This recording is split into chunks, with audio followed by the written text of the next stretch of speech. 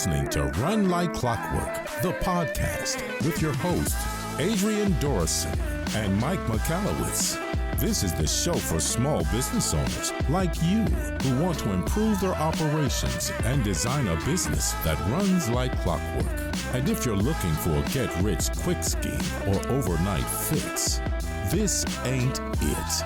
But if you're interested in leading your team more effectively, creating more operational efficiency, delivering with excellence, and getting some of your life back, then sit back and enjoy the show, 'cause this one's for you. Hey everyone, Emily here, and welcome to another episode of the Run Like Clockwork podcast. Today, I am joined by one of our Clockwork All-Stars, Michelle Cooper of Alchemy Accounting and Bookkeeping, and we are going to chat all about her Clockwork experience, which was such a ride because Michelle was a very, you met deadlines throughout the whole program, which I loved working with you. So Michelle, do you want to introduce yourself? Tell us a little bit about yourself and your business. Yeah, sure. Of course. Thank you so much for having me. It's so good to talk about this stuff because I think this is a really important aspect of business development. I own Alchemy Accounting and Bookkeeping, like you said, and we've been around for about 10 years. And we really focus in on helping coaches and consultants have accurate, detailed financial records so that they have the information they need at their fingertips to make important business decisions. I gotta say, I didn't totally know what we did before I started Clockwork. Like I knew what we did, right? We do accounting and bookkeeping, but I didn't truly understand the impact we were creating. And so it really, really helped me get clear on that. So I'm super excited now with this new vision in my business. I love that because you kind of started to touching on it. My next question is going to be, what was your business like and your life like before you started Clockworking, and what kind of led you to joining the program ultimately? Yeah, well, my business grew like a lot of entrepreneurs' businesses grow. It started out with me doing everything. And then I made a whole bunch of mistakes hiring people to do things, which was like a series of disasters. However, I did have a couple team members that kind of stuck with me through the disasters and me trying to figure out how to do this. And also some customers who were willing to kind of stick on the ride with us as we figured out the best way forward. What I realized is my business grew really fast because the service we were providing was really needed. And especially in our niche where people are, they're kind of in a little bit of a financial mess. And in the earlier days, we were helping basically anybody who came to our door, right? But the common thread that I realized through my Clockwork process is that primarily our customers come to us with some kind of mess and they feel really embarrassed and ashamed about it. And so, we have kind of systems in place, but they weren't necessarily the best systems. And a lot of the time I was feeling really overwhelmed and under pressure because I realized that my team didn't have the authority to make decisions. I hadn't given it to them. And we didn't have this kind of like decision tree or process map formalized for them to follow. So they just kept defaulting to me. And so it became a lot on my plate to bring in new customers, to manage current customer load, to look at the running of the business and profitability, as well as like managing my team. Mm-hmm. And I had met Adrian. We both spoke at an event a few years ago and really loved, I'm a profit first professional. So we had, Mike McAllowitz in common and I loved the process, did a little bit of a workshop with her. And so she became like on my list of things to do when I had the time. Yeah. and the time came when our COVID lockdown happened. Yeah. It's such a gift to me, honestly. I know it hasn't been a gift to some people, but not only did we get an influx of business, but it also provided me time. I wasn't traveling to speak anywhere. I we were, basically at home. You couldn't really do anything. So I had all this time and I was like, now's the time. And so it was like, what was on my list? Clockwork, sign up. Yeah. I love that, because not only were you managing like your book, you also like travel and speak, hopefully again soon. So you had like, I know it's one business, but that like traveling and speaking is in and of itself an entire full-time position for a lot of people. So you really had a lot of balls in the air at one time. Yeah. Oh, totally. Totally. And I got to say, like, I'd basically go at anywhere that anybody asked me to go at the time. And I don't have the same view anymore. Yeah. Right? Like now I'm really clear on what I'm doing, why I'm doing it, and how it fits into our vision. That's what I wanted to dig into a little bit more, was so kind of before Clockwork, like a lot of people, it's just, yeah, they are looking for my services. They're going to pay me. Yes, I'll take them on. And I think it's very hard to say no to revenue, right? Even if you know it's not a good fit. But you're saying that now that you've gone through the process, you have like more boundaries and more clarity around who you work with and who you support. Is that true? Like are you saying no to people now? Yeah, absolutely. Right. Like we still have clients that are outside the coaching and consultants kind of niche, right? However, when clients come to us, we're really clear on our zone of genius. So really clear if we're a good fit for them. And mostly we get that right. Mostly, not only is it the right niche, like industry wise, but it's also the right mindset, right? Like they're at that point where they want to get this cleaned up. Like actually they're in a lot of pain about this and they need to do something now. They need an environment that is like shame-free kind of thing, right? And like not complicated. I use really like plain language, like layman's language. I don't use fancy accounting terms. Like I remember meeting with you and you were like, you deliver a badass financial report. And I'm like, yeah, we do. Right. And let's just call it that. Let's call it what it is. So although I had read the Run Like Clockwork book and I understood the concept of the QBR, and even had sat down and had a meeting with my team and we went through the process from the book and everything. It wasn't until I really got into the mastermind that I really understood the impact and how this was not only going to benefit me and the business and my client, but also my team. Yeah. And it's been transformative for my team. Like that's probably the biggest thing around. Like biggest success has been around my team. Because I could imagine that the clients that you're working with right now, it's probably like a heavy load to work with people. It'd be draining emotionally to work with people who are on the brink of a breakdown for some people, or super embarrassed or carrying lots of shame or guilt. I can't imagine that is an easy position for the entire team. Like it requires extra, like a little more. And it's only a certain type of person, I think specifically in a role like this would have, all the strengths needed to be able to both, deliver a badass financial report and be empathetic and, shame-free in this kind of environment. So I imagine your team was feeling some of the pressure as well. Oh, totally. Because when you get on the phone with somebody to, I don't know, something like some easy task, like connect their bank to QuickBooks or something, and they start crying because they can't remember the password, and then they're worried, and all this other stuff happens. There's definitely an emotional load for the team. So it's not, I don't have kind of run of the mill average bookkeepers on my team. They're almost coaches. There's a huge aspect of coaching people through this process. Because it's not processing data. And that's the one thing that Clockwork helped me really get clear on, is we don't process data. That's a task, within what we do, but that's not what we do. And it's not the result. Like even when I came in, I had this idea that we deliver accurate, detailed financial information, right? And you were like, yeah, I get that, but that's not the result.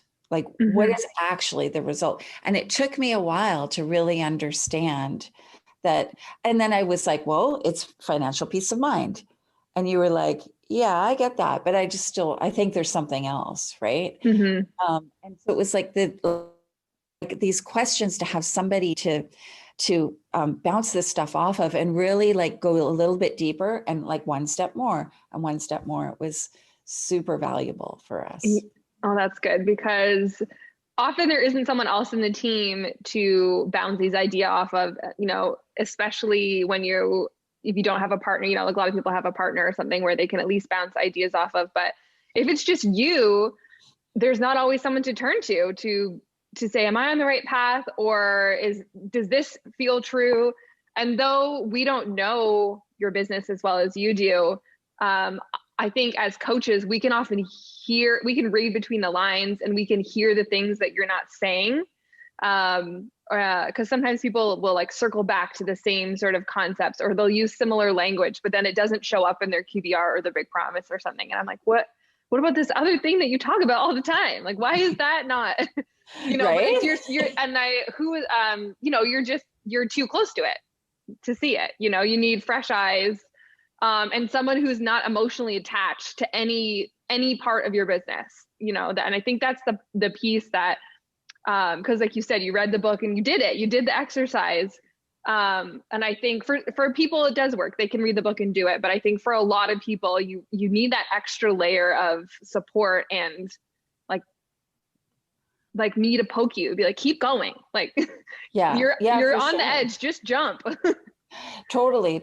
And, it is, I don't have a partner, and I sometimes wish I had a partner, and then I'm thankful I don't have a partner, but, but it can feel really lonely. And sometimes you go down a tangent. Like I did that in my business, like several times, where I thought I was going down the right route and I wasn't actually.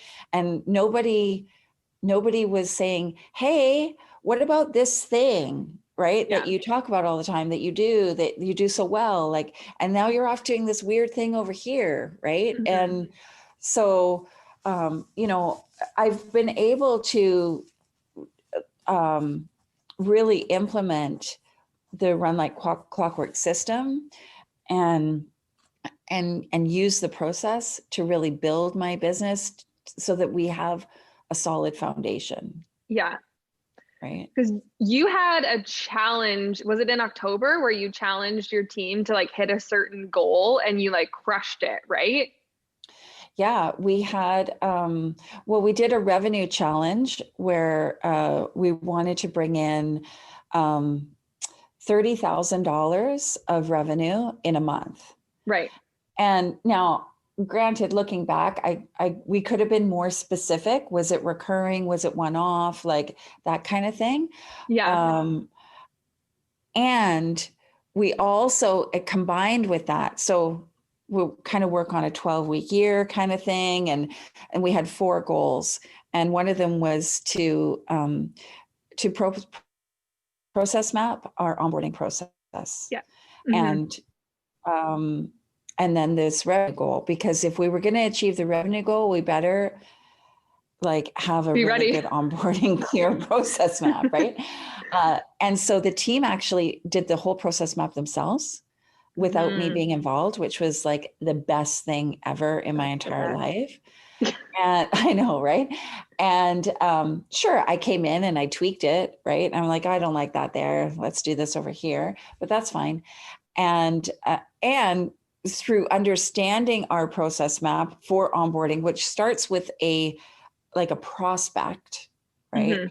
And goes all the way through to that person becoming like a monthly client. I was able to identify a team member that could start to take on like sales calls. And so it wasn't just me having sales calls and bringing in business anymore. And we were able to, like, our goal was 30. $100,000 of revenue. And in total, we brought in 160. Like I literally am shaking right now. That Yeah. is like 5.5x almost Yeah. It your was goal. crazy. Like, And already the goal was like a good goal for you, right? Like you were yeah, like, yes, totally. this is something where, so to go Yeah. that. Now we did. Totally. We did have like one client that came in that took a lot of nurturing, that was a big, like kind of like a whale kind of thing, right? Like it was about 100K in total contract. But the rest was like a lot of monthly recurring, a lot of catch up, a lot of cleanup. It was just awesome. I love that. Because it really shows that when you laser in on what it is that you do really well, it's the QBR, and you're super clear on what you're promising your clients. Like I think this is the piece that I think students kind of get lost on, is they miss that, they don't understand that jump from QBR big promise to revenue. And I'm like, how can you, this is it in action. Once you have clarity around who you serve, how you serve them, what your boundaries are, it becomes so much easier to speak to the right people, to get in front of the right people, to train your team. Like I feel like it's like that missing link for a lot of, like it's the cog that falls into place. And once that happens, these things, I'm not saying they just start happening. It's not magic, but it just creates, like lifts the fog, and you're like, okay, I can see very clearly where we need to go now.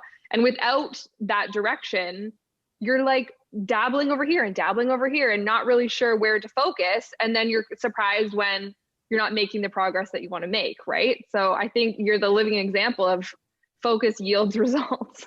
Oh, totally. Like I described it to my team as like, we're in the laser beam, not the floodlight. Before we had a floodlight and we lighted up all this space.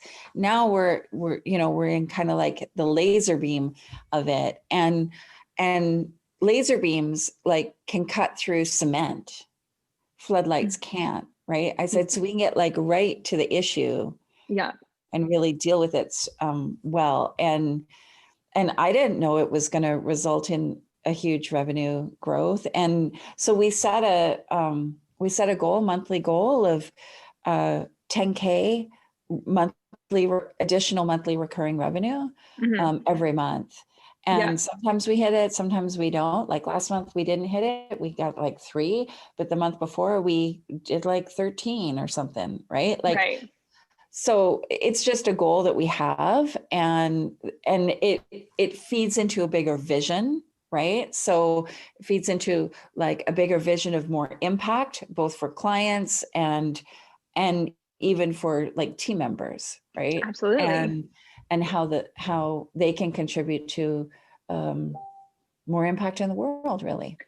Yes, because I think especially this year, I mean, the importance of small business has never been clearer.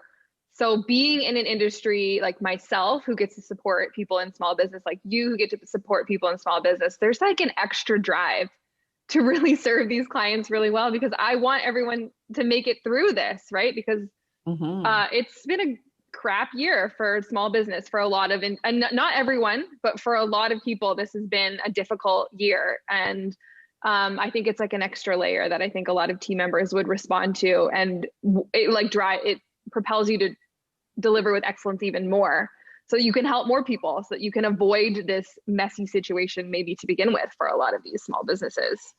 Yeah. And, the one thing I saw was that there's so many people who don't have financial information, like the information they needed to get the funding that was available for them, right? Yeah. And so they were scrambling around trying to, patch together this like patchwork quilt of crap that didn't even make sense, and failing in funding applications all over the place. Yeah.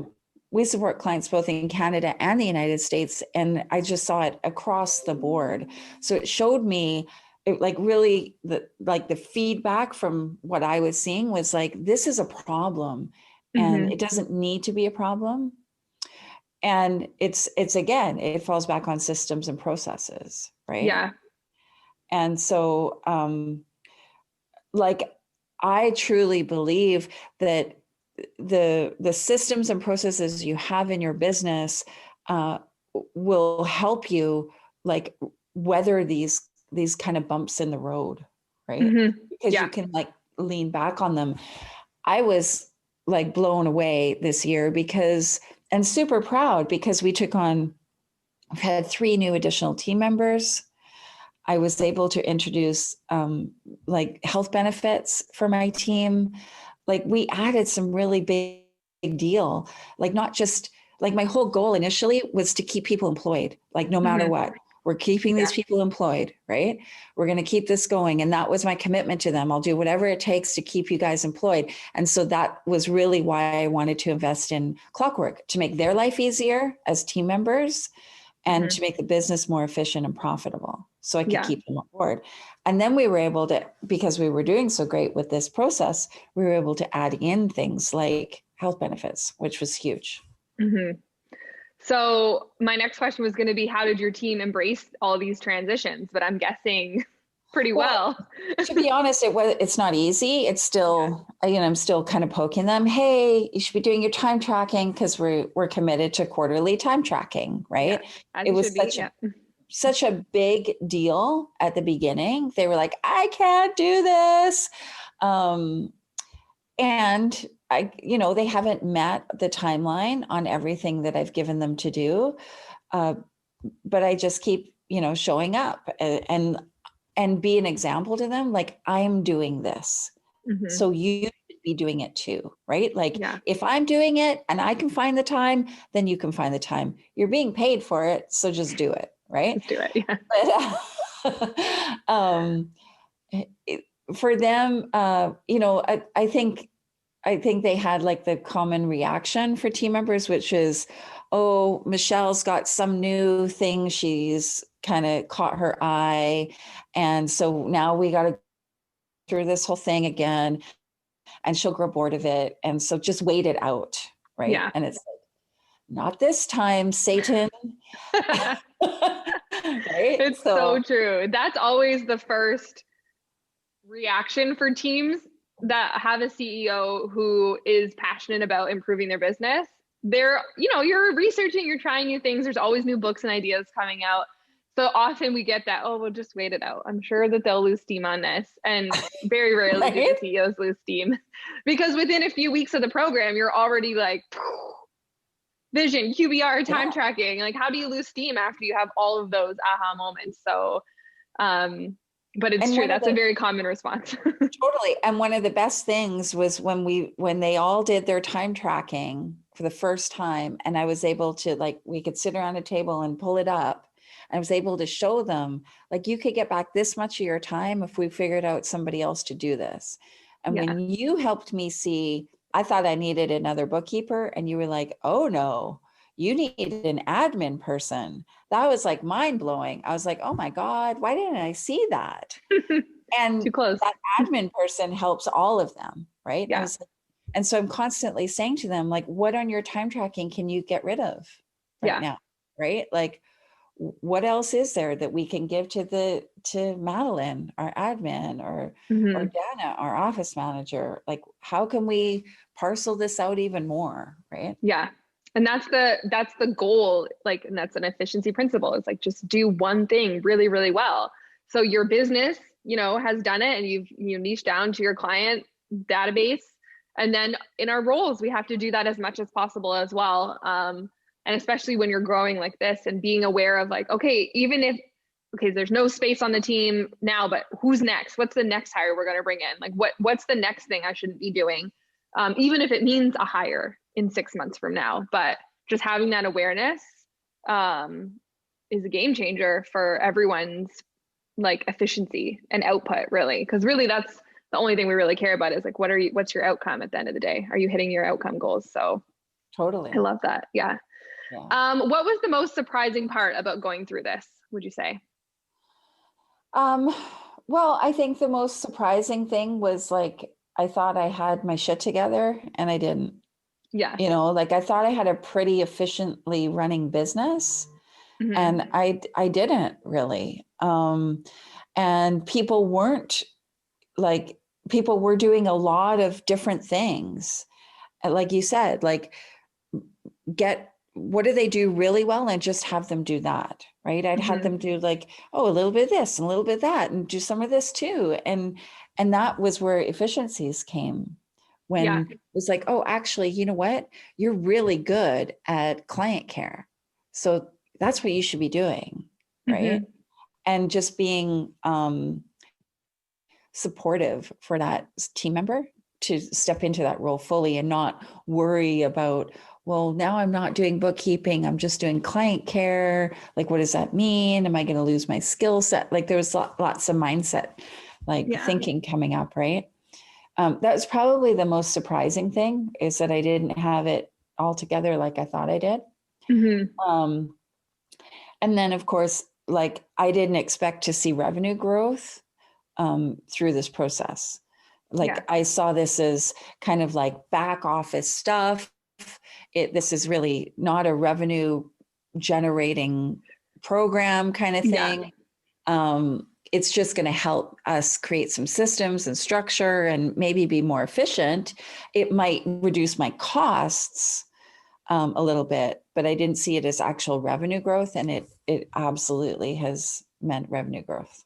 I love that. That's the best part. I mean, that's always that's our goal for everyone. But it's the least sexy way to tell you that you're going to grow your revenue. Like, we're going to work on your operations. It's not like we're going to like, it's the least sexy thing that you can coach on, like business coaching on. But I'm telling you, there's so much money people are leaving on the tables just because of their lack of systems.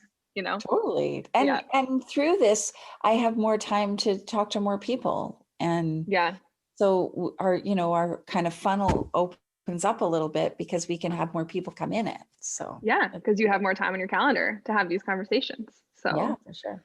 I love it. All right. I have our fast 5 questions. Oh, to kind of wrap it up. So they're never really that fast though, but what is your QBR? Oh my gosh. We provide financial peace of mind to coaches and consultants and mission-driven business owners so that they can make the important business decisions they need to grow their business. Love that. Very true. What is your dream 4-week vacation? Well, you're going on it. I'm going to India in September, 4 weeks. Oh, I cannot wait. The whole thing. I cannot wait. I'm going to request like some spices or something while you're there. Right? Yeah. I'm like, that's going to be the trip of a lifetime. And would you have even thought that you could do this? No. Like, I travel for business and stuff. And I try to keep it to like a week or 10 days in a month that I'm away. But I'm working the whole time, usually, right? And even when I've been on holiday, there's been a couple of days of work, sprinkled in or whatever. But it is my mission. And I've told everybody, I am not working for 4 weeks. Like, that's the goal. We're going to see what happens. I'm so excited. I can't wait to like go through that and like debrief and see how it all went, because it's going to be so good. I'm so excited for you. Yeah. What was the first position you hired? You alluded to some hiring bloopers early on, but what was the first position you hired? Bookkeeper. Yeah. And was that, and then what did you do at that time that you replaced? Did you just were you still bookkeeping yourself too? Totally. Yeah. I just like passed over work that I didn't have time for, and I hired the wrong person. It was like the sister of a friend at a networking group, like my BNI chapter. She lost her job. It was like a disaster, right? And I was still doing bookkeeping and accounting, and so she kind of did the overflow, and it just it didn't work. It just didn't work. But now you have a rockstar team, right? Who's there to support all of your amazing clients. So obviously part of the goal of Clockworking is to allow you to have a life outside of your business so that you can reclaim your time. So what's your favorite pastime or hobby? Oh my God. Well, I got to say, this right now, it's probably I have 2 new puppies. They're 5 months old, and they're twin golden retrievers. Oh, stop. So your house is like a calendar right now, just with cute puppies running around. Yeah. So they're probably my biggest hobby per se. I am constantly out walking them, training them, buying them stuff.